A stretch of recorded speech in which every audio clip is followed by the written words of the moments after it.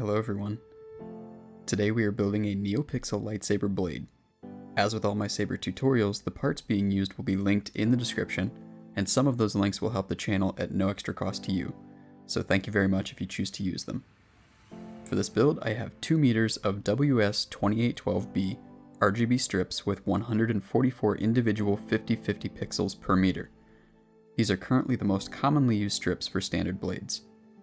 A blade side PCB connector, and a 1-inch thick-walled connector holder, a 1-inch thick-walled blade tube, a 1-inch thick-walled pixel blade tip, 3/8-inch heat shrink tubing, foam tubing for 1-inch thick-walled blades, clear cellophane, and clear packing tape. I'll also be using 22 AWG wire, 30 AWG is optional for the data line. For adhering the PCB holder and blade tip, there are a couple common options, the first being superglue. The stuff I have here is called blue glue, and it's what I use for fletching modern carbon arrows. Other superglue will work fine, but will probably leave more haze in your plastic. The second option, and my preference, is Weldon 4. This stuff is actually like a solvent and wicks into the joint, melting the plastic to itself. It comes with a handy applicator bottle with a fine metal tip. A syringe with a similar style tip may also be used. And hot glue, used sparingly and appropriately, will be helpful in making your blade dual-worthy. To start with, you need to test your strips. There are many ways to do this, but I'll demo 3 options here and link the necessaries below. The first is a simple controller that can be ordered along with the strips themselves, and is made specifically for them. The second is an Arduino Uno or equivalent controller, running a simple RGB test sequence from Adafruit's website. Thanks to Kim Canemaw for sharing this one in the Saber Builders Academy. That group is an awesome resource for building, and if you haven't joined yet, you should check it out. The link is in the description. These first 2 testing options require a power source with a 5-volt DC output. Amperage isn't terribly important at the moment, 1 amp or more will work fine. However, it has to be 5 volts or you will fry some electronics for sure. Also, it needs to have the appropriate sized barrel jack to fit your controller. A PC power supply has the right size, but typically runs at 12 volts and will not be suitable. Our final option is an idea I borrowed from Chad Michaeliski. This is an easy alternative to setting up a dedicated test board if you already have a saber lying around with which to test your strips. All you need is to solder the female connector from a pixel strip to a blade side PCB connector, place the PCB in a holder, and mount it in a spare bit of appropriate diameter blade tube. This can then be placed in a saber and connected to an LED strip for testing purposes. So let's do that. What we're looking for when testing is that all of your pixels are functional and can display red, green, and blue. And you can see that both my strips are good to go. But for the heck of it, I'll show the other methods. Okay, turns out my power supply went belly up and I don't have a backup, so I scavenged the barrel connector side and attached it to a 5-volt charger from my antique electronics stockpile. You can see I have an output of 5 volts at 1 amp, which will be fine for testing purposes. Now the Arduino uses jumper wires, and the ends fit perfectly into my male connector. Just be sure you get power and data hooked up properly. With functionality verified, we can move on to the first step of building. Each of these strips has a splice at the center, and the first step is to match the spacing of the splice to the spacing between the other pixels. This ensures that you won't have a dark spot at this point in your blade.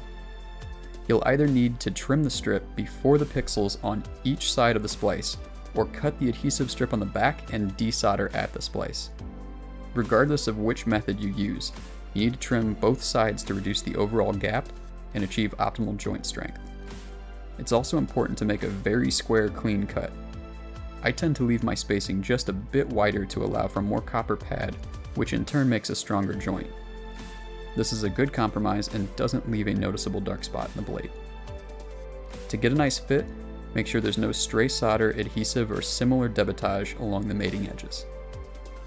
To align and hold the strips while soldering, I like to use poster putty, as it's much easier than aligning them with helping hands.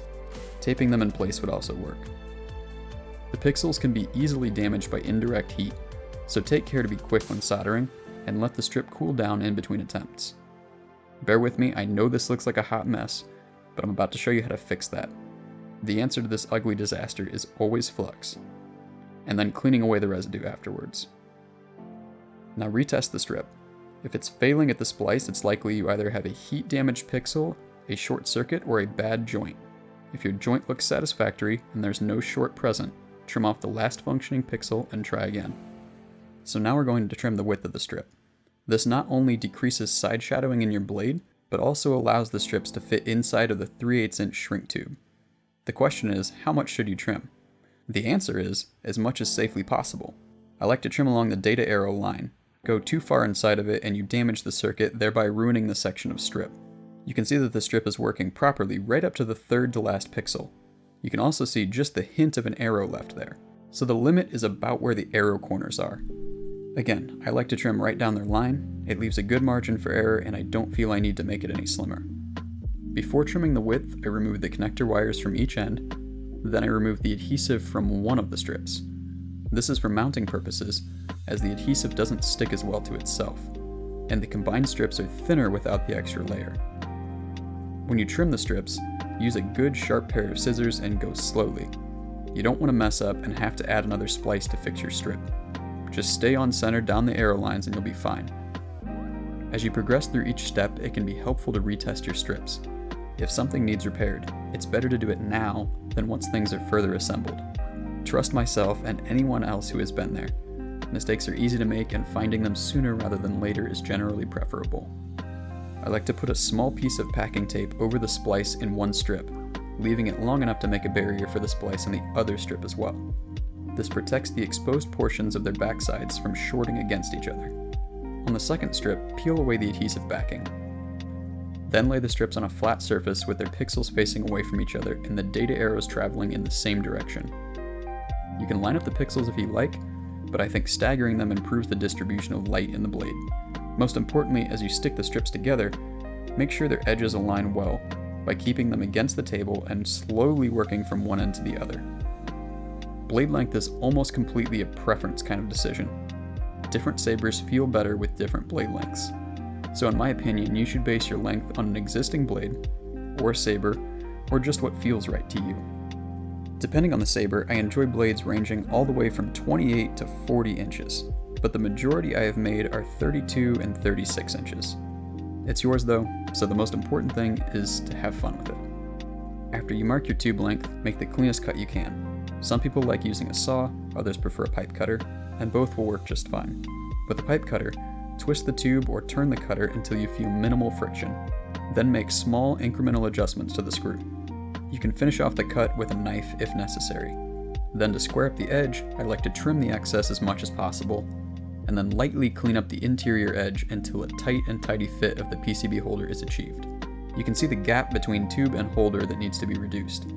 So I'll remove it and use a file and sandpaper to further refine the edge, turning the tube as I work to ensure an even finish.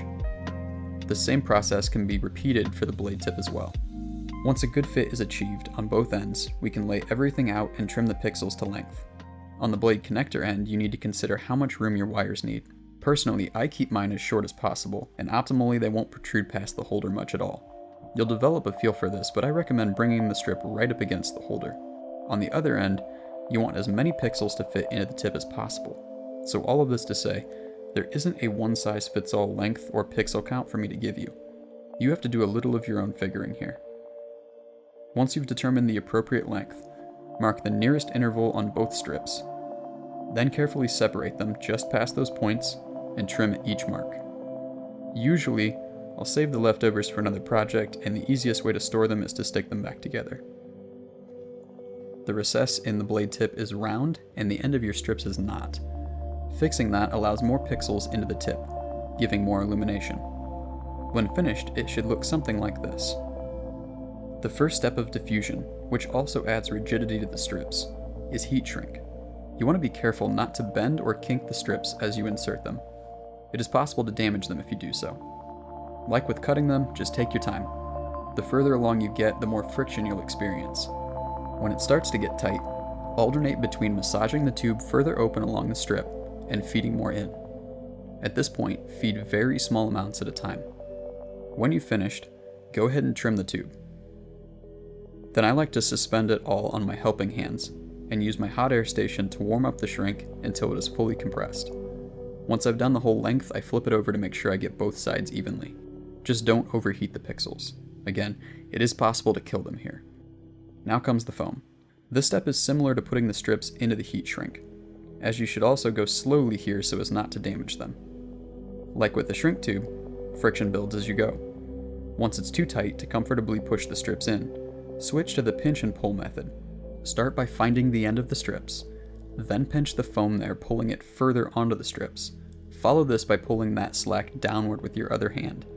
Then just repeat this process until the strips are all the way into the foam. Find the end of the strips again and trim the foam there.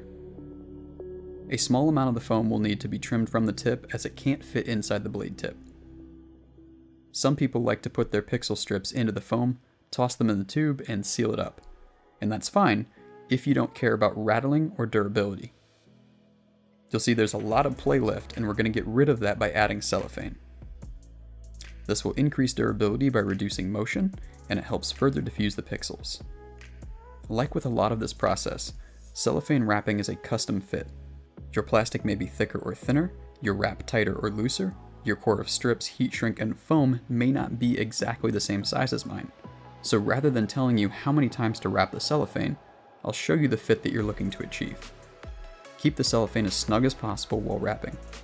Get 10 to 12 wraps, and compare it to your inner blade diameter. Continue wrapping and checking. When you have something that seems close, trim the cellophane, tape it in the middle and at the ends. Clean up the overhang at the ends of your strip, and then check your fit. What you want is for the strips to slide in somewhat easily at first, and get tighter as they go. It shouldn't require a lot of force to get them in, but you don't want any side-to-side movement once they're in place. You'll see these layers we've built on top of the strips can easily compress, but still take up all the extra space in the tube. This is exactly what we want, as it allows for flexibility on hard contact, but drastically reduces the stress put on the pixels. At this point, I tidy up the cellophane if necessary and move on to wiring. Like with everything, there's more than one way to do this, but here's my approach. On this side of my staggered strips, I join the appropriate pads to each other so my strips are electrically connected. Data is in the center, and I'm using 30 AWG wire as it doesn't carry much current. The positive and negative lines, or 5 volt and ground, are on the outside. These are 22 AWG wire because of their high current load. Keep in mind, the pad orientation is opposite each other with the strips back to back. Now I'll connect my leads to the PCB and secure the wires with hot glue. This is to take the stress of dueling impacts off of the joints. If you don't do this, they will break much easier. You want to make sure that your holder still fits over the glued area, so don't add too much yet. Make sure the PCB is pressed all the way in and gets a flush fit. Now you can add a bit more hot glue, but don't get crazy with it. Keep it as clean and contained as possible. With the hot glue cooled, I'm connecting the corresponding wires from the connector to the pixels. And, it should go without saying, cleaning the residue away. I'll test the strips one last time before final assembly, and they look good, so let's wrap it up.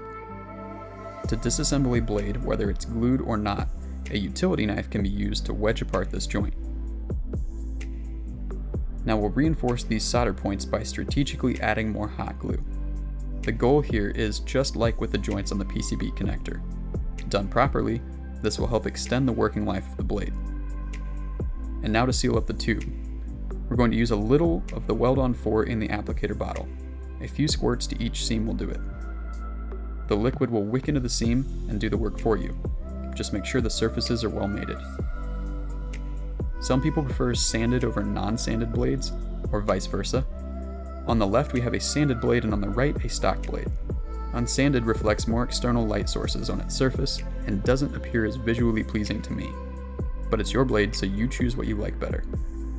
As far as sanding process, the important thing is to take long strokes and spin the blade, or your hand, as you do.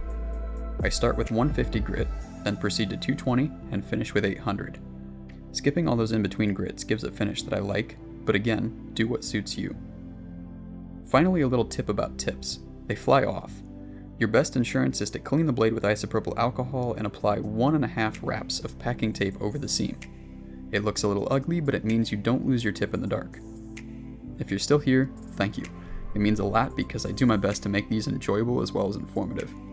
Please like the video, leave me a comment, and subscribe. I'll see y'all next time.